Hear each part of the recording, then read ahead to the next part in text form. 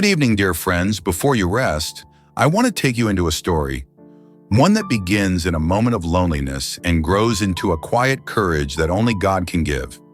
It's a story for anyone who's ever felt forgotten, unseen, or overwhelmed by fear. Tonight, you'll walk beside a soul, learning that even in the darkest hours, God is closer than breath and stronger than every storm. Stay with me, because somewhere in this story, you might find the reassurance your heart has been waiting for. Elias had never known loneliness the way he knew it now. It wasn't the loud, aching loneliness that comes from being physically abandoned. It was the kind that settles quietly into the corners of a person's life, the kind that appears after one too many disappointments, one too many losses, one too many nights lying awake wondering if God still remembered his name. He lived alone in a small house at the edge of town, where the evenings grew especially still. Sometimes the silence felt peaceful, but most nights it pressed in like a weight, reminding him of all the things in life he had once hoped for, but never received. He had not always been this way. There was a time when Elias had been surrounded by laughter, family, friendships, and plans for the future. But life, with its long, unpredictable seasons, had taken him on a different path. People moved away, dreams fell apart, and those he loved were taken by time, distance, or grief. Eventually, the days formed a pattern of quiet emptiness, and though Elias tried to keep himself steady, the solitude grew sharper as the years went on. Still, every night before bed, Elias lit a small lamp near the window and whispered a simple prayer. It wasn't elaborate or poetic. It was barely more than a breath. Lord, stay with me. He wasn't even sure when he began praying that way. Perhaps it was the night he realized how deeply the silence cut into his heart. Or perhaps it was after he read the old story of the mother who refused to abandon her faith, though everything around her broke apart. Her courage had stirred something in him. He admired the unwavering conviction she carried, the kind of resolve that came from believing, truly believing, that God was with her even when everything else failed. Elias longed for a faith like that. He didn't need a loud miracle or a heavenly sign. He simply wanted the strength to trust that he wasn't walking through life alone. One late autumn evening, as the sky turned deep shades of violet and gold, Elias felt a heaviness settle in his chest. He tried to push through it by keeping himself busy, sweeping the floor, tidying the kitchen, organizing drawers. But no task seemed to quiet the hollow ache inside him. When the sun finally dipped below the hills, Elias stepped outside to breathe in the cool night air. The wind carried the scent of dry leaves, and the first stars appeared overhead, faint but steady. He closed his eyes and let the stillness wash over him, hoping to find some comfort in the quiet. Instead, he felt smaller than ever. He walked slowly toward the old path behind his house, a trail he had taken countless times before. It led to a small clearing surrounded by tall trees, their branches whispering softly in the wind. Elias often came here when he needed space to think. Tonight, the darkness felt heavier than usual, but something inside him urged him forward. As he reached the clearing, he looked up at the sky, searching for the familiar constellation he used to trace with his brother when they were young. But clouds covered most of the stars and even the moon seemed dim. Elias sank onto a fallen log and rested his face in his hands. The weight he had been carrying for months, loneliness, fear, the uncertainty of what tomorrow might bring, rose like a tide inside him. He felt the sting of tears but blinked them away. Tears were something he had learned to hide even from himself. They made him feel weak, exposed. And yet tonight, he could not pretend. He could not hold himself together. The silence around him felt cold. He whispered into the darkness, not expecting an answer. Lord, do you still see me? A faint breeze swept through the clearing, stirring the leaves around his feet. For a moment, he thought he heard something. A soft impression, not a sound exactly, but something like a gentle reassurance. He leaned forward, breath held, but the clearing remained silent. He shook his head, brushing the thought aside. His mind was tired, and he knew that sometimes weariness made him imagine things that weren't there. But another thought followed, quiet and persistent. When people in Scripture felt alone, God was never far. The mother with her 7 sons did not walk her sorrow alone. Elijah, hiding in a cave, heard God not in the storm, but in the whisper. Paul was imprisoned, yet he remained unshaken because he believed the one who walked with him was stronger than every chain. Elias had read these stories countless times, but tonight they felt different. They felt personal, as though the courage of those who came before him was not beyond reach but offered to him as a gift. The breeze shifted again, brushing against his face, softer this time. Elias lifted his head. The clouds had parted just enough for a single star to shine through. It wasn't bright, but it was steady. Something in that quiet light stirred a warmth inside him that had been dormant for too long. He took a slow breath and whispered once more, not out of desperation now, but with quiet honesty. Lord, help me believe you are near. He stayed in the clearing for a long time, watching the star flicker through the thin opening in the clouds. It wasn't a miracle. It wasn't a sign carved across the sky, but it felt like something small and real, a reminder that even on nights when nothing made sense, God's presence could still find him. By the time Elias walked back home, a gentle peace had settled in his chest. The loneliness didn't disappear completely, but it softened. It loosened its hold. And as he stepped through his front door, he realized his prayer had shifted from fear to trust. He didn't know what tomorrow would bring, but he felt for the first time in a long while that he would not face it alone. That night, before he blew out the small lamp near the window, Elias whispered the words again, but this time with a steadier heart. "Stay with me, Lord." And as he lay in the quiet darkness, he felt the faint but unmistakable sense that God already was. The next morning arrived slowly, wrapped in a pale gray light that filtered through Elias's curtains. He lay awake for several minutes before rising, feeling the lingering calm from the night before. It wasn't a feeling he could fully explain. It was simply a steadiness, a quiet assurance that something within him had shifted.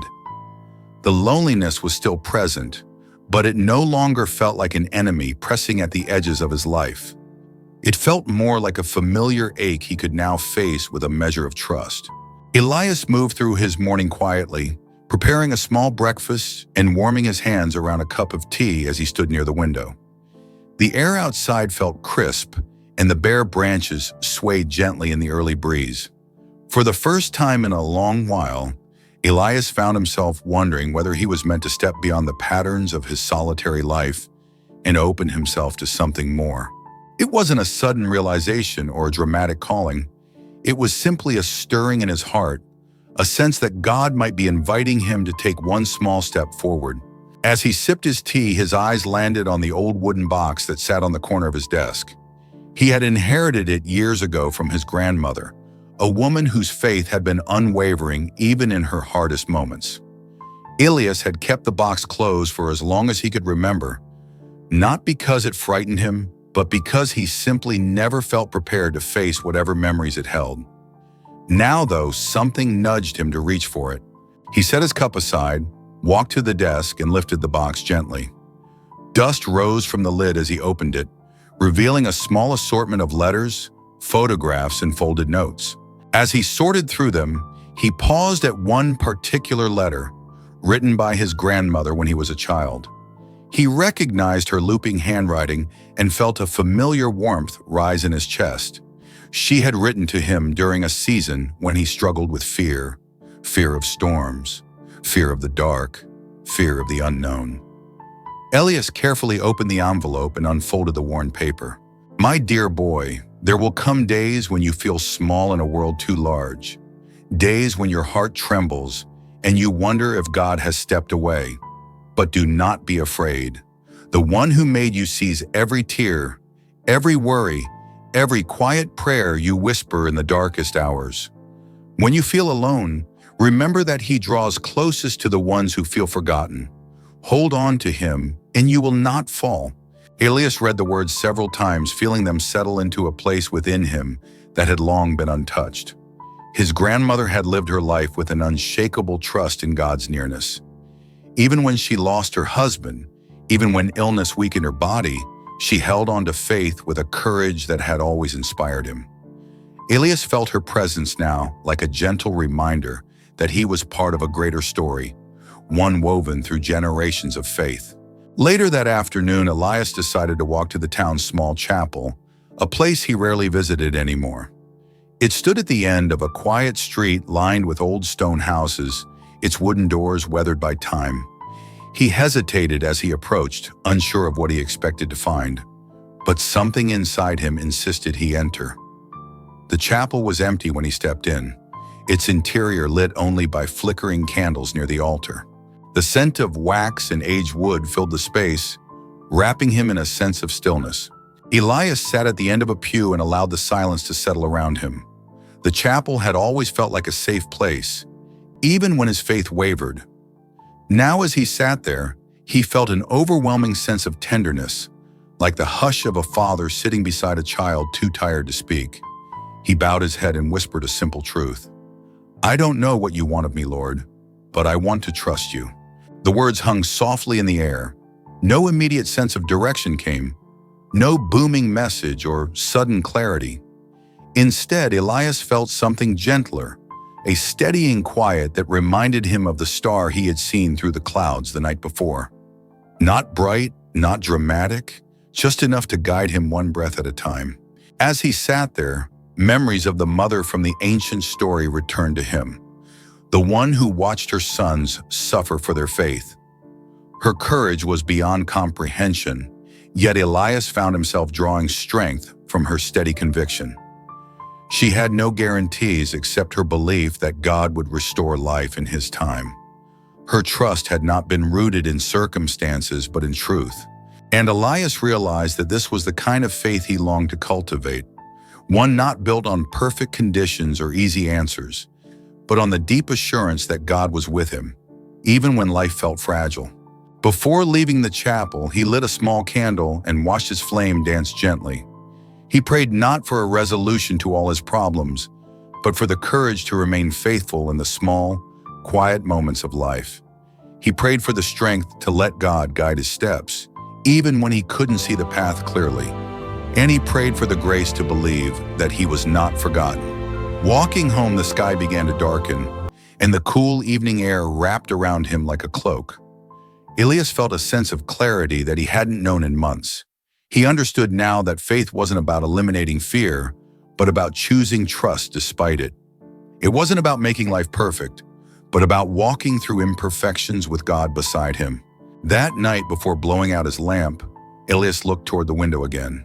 He saw clouds drifting across the sky, but a single space opened just enough for a faint star to appear. Steady, patient, enduring. Elias smiled softly. "Stay with me, Lord," he whispered. And just as before, the quiet settled around him like a comforting hand. The following days unfolded with a gentle rhythm, as if the world itself sensed that Elias needed time. Time to breathe, time to listen, time to let slow healing trace its way through the corners of his heart. He moved through his routines with a softness he hadn't felt in years, and though loneliness still lingered like a shadow beside him, it no longer carried the same weight. It felt changed, less threatening, almost like a quiet teacher reminding him to lean not on his own strength, but on the presence that had begun to steady him. One morning, as Elias walked along the narrow trail behind his house, he noticed the way the light filtered through the trees. The last leaves of autumn clung to branches, trembling in the cool wind, and the ground beneath him was scattered with soft gold.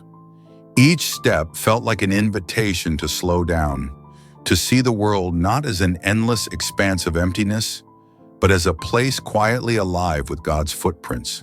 Elias had taken this path countless times before, yet now he felt as though he was seeing it for the first time. The familiar bends and rises had a new warmth to them, a subtle reassurance that life still held beauty, even in the barren seasons.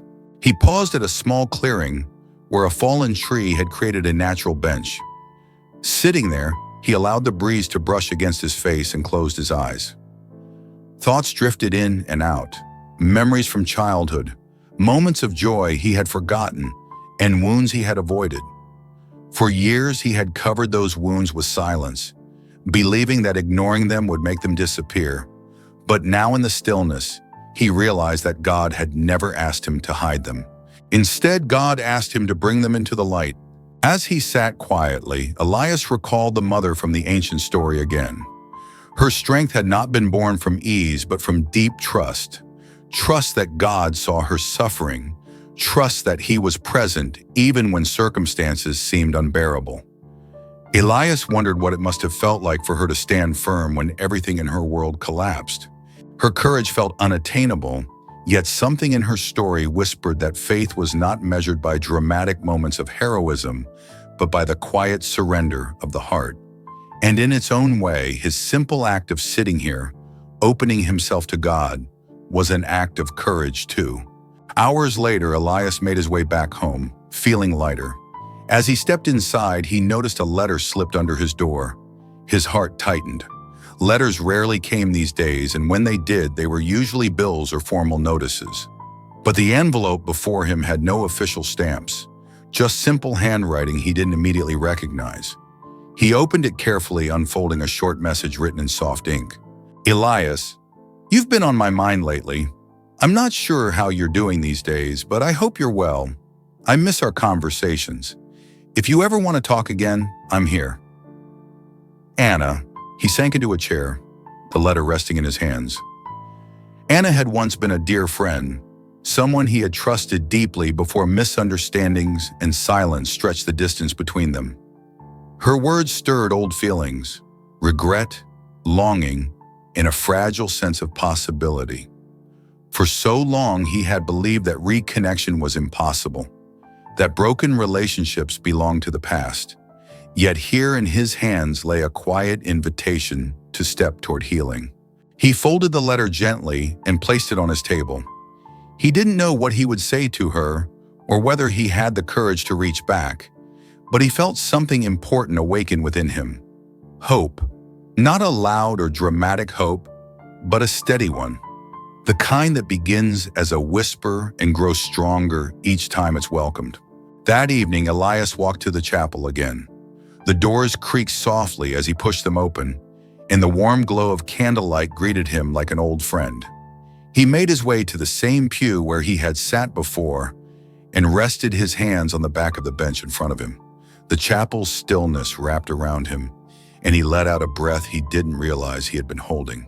He brought Anna's letter with him, holding it gently as he prayed. "Lord," he whispered, "I don't know what to do. I'm afraid of being disappointed again. I'm afraid of reopening old wounds, but I'm also afraid of staying closed. Show me the way." For a long while, he sat quietly, and then, almost imperceptibly, he felt a sense of clarity, not a command, not an answer, but a tender reassurance that he didn't have to face anything alone. The same God who had met him in his loneliness, who had whispered hope to him in the cold night, was with him now. Whether he chose to reach out or wait, he would be guided. Whether the relationship healed or remained distant, God would still work in his heart.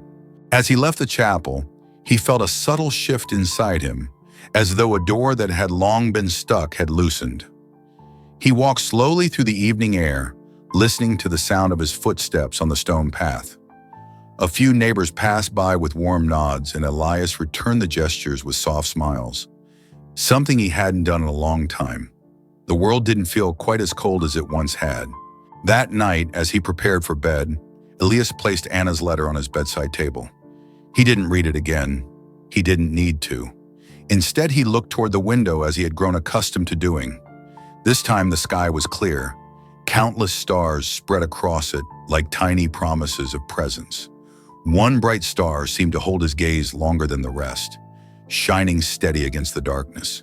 Elias felt a quiet realization settle in his heart. The same God who set the stars in place had been guiding him all along, even when he couldn't feel it. He whispered softly, "Thank you for not leaving me alone." And as he lay down, The peace that washed over him was deeper than anything he had known in years. It wasn't loud, it wasn't dramatic, but it felt like truth. In the days that followed, Elias found himself moving with a new steadiness, as though each moment carried a quiet invitation to trust more deeply. Nothing dramatic changed in his outward circumstances. His home remained as quiet as ever, his routines simple and familiar. Yet something within him had awakened, something gentle, patient, and quietly strong. It was the sense that God was no longer someone he reached for only in fear, but someone walking beside him in every ordinary step he took. One chilly evening, Elias sat at his table staring at Anna's letter once more. The glow of a single lamp cast a soft circle of light around him, leaving the rest of the cottage in shadow. He traced the handwriting with his eyes, reading her words again. "I miss our conversations. If you ever want to talk again, I'm here." The sincerity of it stirred something deep inside him, a mixture of longing and hesitation. He wanted to reach out, but part of him feared reopening an old chapter. What if the warmth he remembered was gone? What if silence returned after one awkward conversation? Yet another thought pressed gently against his heart. What if God was inviting him to step forward, not because he could predict the outcome, but because trust grows through small acts of courage? He breathed slowly, letting that question settle within him. For a long moment, he closed his eyes and allowed the quiet of the room to steady him. Then, with a calm determination, he rose from his chair, took a piece of paper, and began to write. "Anna, thank you for reaching out. It meant more than you know. I would like to see you again, maybe for tea like we used to." Elias, he folded the note, placed it in an envelope, and set it by the door to mail in the morning. As he did, he felt no anxiety, no tremor of fear, only a sense of peace. He wasn't stepping toward certainty, he was stepping toward faith, and that was enough. The next morning dawned with soft hues of pink stretching across the sky. Elias walked to the post box with a quiet resolve, mailed the letter, and then continued down the street toward the chapel. He wasn't looking for answers, just a moment of stillness, a moment to breathe in the presence he had come to cherish. When he opened the chapel door, he noticed something he hadn't seen before. A young man sitting near the front, shoulders slumped, face pressed into his hands. Elias hesitated at the entrance. He wasn't used to approaching strangers, especially in moments of vulnerability. But something drew him forward, perhaps because he recognized in the young man's posture the very ache he had carried for so long. He approached slowly, careful not to startle him. "Are you all right?" Elias asked softly. The young man looked up with red-rimmed eyes. "I don't know," he whispered. "I feel like I'm losing everything.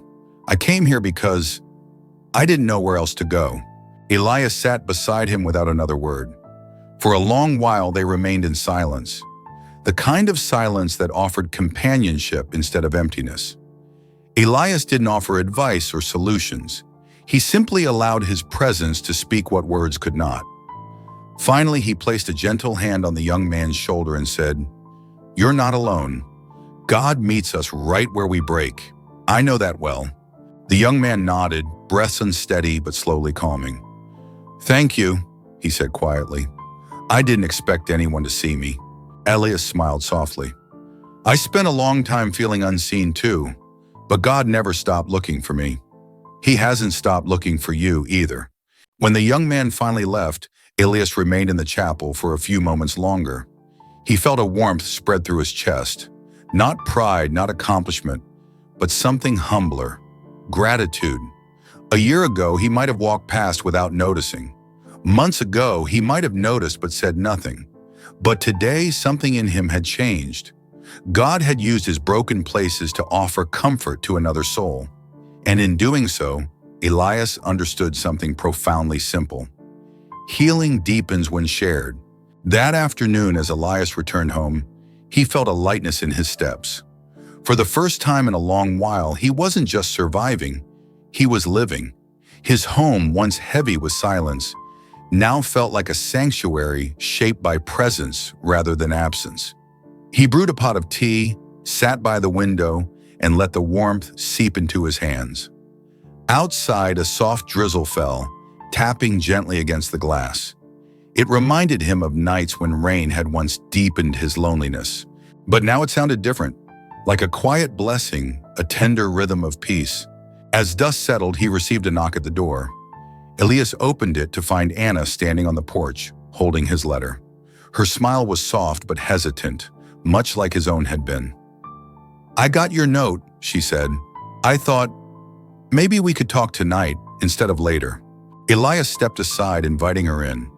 They sat at the table with steaming tea between them, and conversation flowed slowly at first, careful, timid, shaped by years of distance. But as minutes turned into hours, something unfurled between them. Walls lowered, laughter returned in small, gentle bursts. Memories resurfaced with warmth instead of pain. They didn't try to fix the past. They simply acknowledged it with grace and built something new upon the quiet understanding that healing was possible, not through force, but through gentleness. When Anna left that night, Elias walked her to the door. She paused before stepping outside and said, "It feels good to talk again. You seem different, Elias, lighter." He smiled at her words because he felt their truth. "I think I'm learning," he said softly, "learning not to carry everything alone." After she left, Elias stood in the doorway for several moments, letting the cool night air wash over him. The sky was cloudy again, but he didn't need to look for a star. He didn't need any sign. The peace he felt was deep enough to stand without one. Before bed, Elias knelt by the window, not because he had to, not out of ritual, but because his heart naturally turned toward the one who had walked with him through loneliness, fear, and quiet rebirth. He whispered a prayer, not for answers nor for certainty, but for continued companionship. "Thank you," he said simply, "for not letting go of me even when I didn't know how to hold on." He rose, lay down, and closed his eyes. And in the hush of the night, he felt not the ache of emptiness, but the fullness of God's presence, steady, faithful, tender. For the first time in years, Elias fell asleep with a heart unburdened, wrapped in the quiet truth that he was, and always had been, held. And in that truth, his story found its peace. But since this is the final part, here is your requested ending. Before you go, if this story touched your heart in any way, I invite you to like this video, share it with someone who may need comfort tonight, subscribe for more faith-filled reflections, and comment below with your prayer intention so we can lift it up together.